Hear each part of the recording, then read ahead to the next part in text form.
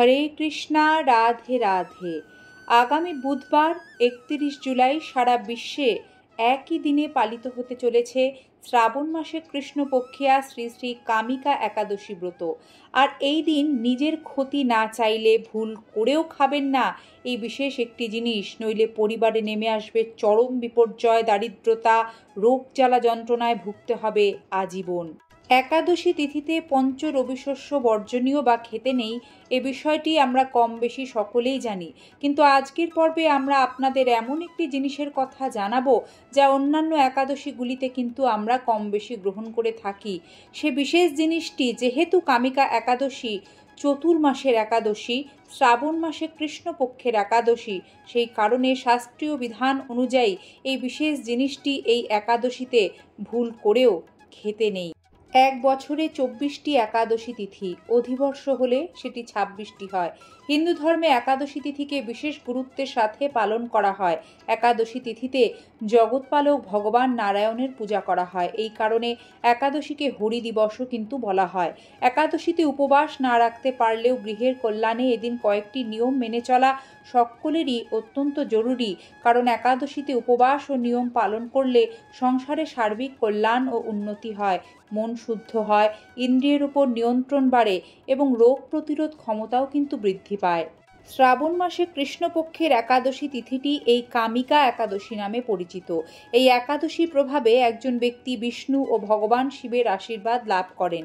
এবছর এই একাদশী তিথিতে সর্বার্থ সিদ্ধি যোগ রয়েছে, তাই সারাদিন পূজা অর্চনা করা যাবে। একাদশীতে পঞ্চ রবিশস্য খেতে নেই। এই পঞ্চ রবিশস্য কি কি আসুন জেনে নিই বিস্তারিত। ধান জাতীয় সকল প্রকার খাদ্য যেমন চাল, মুড়ি, চিড়া, সুজি, পায়েস, খিচুড়ি, চালের পিঠা, খই ইত্যাদি। গম জাতীয় সকল প্রকার খাদ্য যেমন আটা, ময়দা, সুজি, বেকারির রুটি, সব রকম বিস্কুট, হরলিক্স ইত্যাদি। জব বা ভুট্টা জাতীয় সকল প্রকার খাদ্য যেমন ছাতু, খই, রুটি ইত্যাদি। ডাল জাতীয় সকল প্রকার খাদ্য যেমন মুগ, মাসকলাই, খেসারি, মুসুরি, ছোলা, অড়হর, মটরশুঁটি, বরবটি, শিম ইত্যাদি। এছাড়াও সরষার তেল, সয়াবিন তেল, তিল তেল ইত্যাদিও কিন্তু বর্জনীয়। বাদাম তেল খাওয়া যেতে পারে। মধু ও হলুদও কিন্তু একাদশীর দিন বর্জনীয়। কোনো রকম ফোড়ন ব্যবহার না করাই উত্তম। এ তো গেল একাদশী তিথিতে কি খেতে নেই, কিন্তু বিশেষ করে এই কামিকা একাদশীতে কোন জিনিসটি না খাওয়ার কথা বলা হচ্ছে এবারে তা জানবেন বিস্তারিত। শ্রাবণ মাসে শাস্ত্রীয় বিধান অনুযায়ী দুধ খাওয়া নিষিদ্ধ। আর এই কামিকা একাদশী যেহেতু শ্রাবণ মাসে কৃষ্ণপক্ষের একাদশী, তাই এই তিথিতে দুধ সেবন আপনারা ভুল করেও করবেন না। একাদশীতে পঞ্চ রবিশস্য নিষেধের পেছনের বৈজ্ঞানিক কারণটিও ঠিক এইরূপ। একাদশীতে পঞ্চ রবিশস্যে অত্যাধিক জল ধরে রাখে, যা গ্রহণ করলে শরীরে জলের মাত্রা প্রয়োজনের অতিরিক্ত বৃদ্ধি পাওয়ায় নানা রকম জটিল সমস্যা দেখা দিতে পারে। সেই কারণেই কিন্তু এই একাদশীতে খাদ্য গ্রহণে বিধিনিষেধ তৈরি হয়ে এসেছে বহুকাল আগে থেকেই। কামিকা একাদশীর মাহাত্ম্য সংক্ষেপে।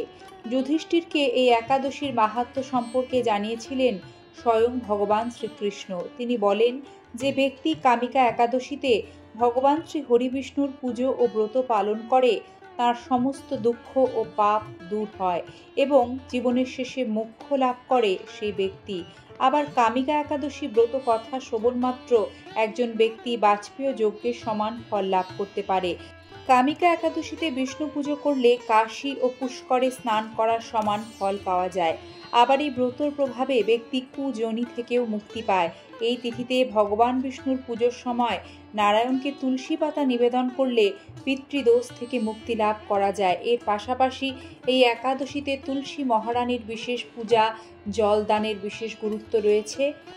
এই দিনে ভক্তদের পূজা করার সময় ভগবান বিষ্ণুকে হলুদ ফুল নিবেদন করতে পারলে অত্যন্ত ভালো। দুধ, ফল, তিল নিবেদন করতে হবে। পঞ্চামৃত দিতে হবে প্রভুকে। সারাদিন উপবাস করা এবং পরের দিন সকালে গরিবদের খাবার বিতরণ করার পরেই পারণ করে খাবার খেলে সর্বোত্তম অভ্যাস বলে মনে করা হয়। তুলসী গাছের চারা যদি এই কামিকা একাদশীর দিন দান করা যায় তাহলে মহাপুণ্য লাভ করা যায়। সুতরাং বোঝাই যাচ্ছে এই বিশেষ একাদশীতে তুলসী সেবার গুরুত্ব কিন্তু অপরিসীম। হরিবাসরে দীপদান করতে পারলেও অত্যন্ত শুভ ফল মেলে। উল্লেখ্য, যারা সাত্ত্বিক আহারী নন এবং চা, বিড়ি, সিগারেট, পান, কফি ইত্যাদি নেশা জাতীয় বিষয়গুলো গ্রহণ করেন, একাদশী ব্রত পালনের দিন ভুল করেও এগুলি কিন্তু গ্রহণ করা যাবে না। এতে ব্রত ভঙ্গ হয়ে যায়। একাদশীর পারণ কি সে বিষয়ে অনেকের মনে প্রশ্ন থাকে। একাদশী তিথির পরদিন উপবাস ব্রত ভাঙার যে নিয়ম তাকেই পারণ বলা হয়। যে নির্দিষ্ট সময় দেওয়া থাকে সেই সময়ের মধ্যে পঞ্চ রবিশস্য ভগবানকে নিবেদন করে তুলসীপত্র সেই প্রসাদে আপনাকে দিতে হবে। প্রসাদ গ্রহণ করে পালন করা একান্ত দরকার, নতুবা একাদশীর কোনো ফল লাভ হবে না।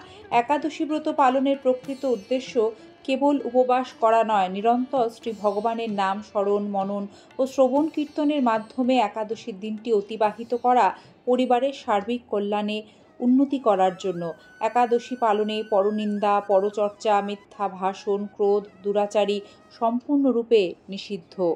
মূল কথা হলো একাদশীতে দেহকে নিয়ন্ত্রণ এবং সংযম পালনে একনিষ্ঠ থাকতে পারলেই একাদশীর ব্রত যেমন সার্থক, তেমন পরিবারের কল্যাণ হয়, উন্নতি হয় এবং এর সর্বোচ্চ ফল পাওয়া যায়। আজকের একাদশী বার্তা এখানেই শেষ করছি। ঈশ্বর আপনাদের মঙ্গল করুন। পবিত্র কামিকা একাদশীর শুভেচ্ছা জানাই আমার সকল সম্মানীয় দর্শক শ্রোতা বন্ধুকে। হরে কৃষ্ণা, রাধে রাধে।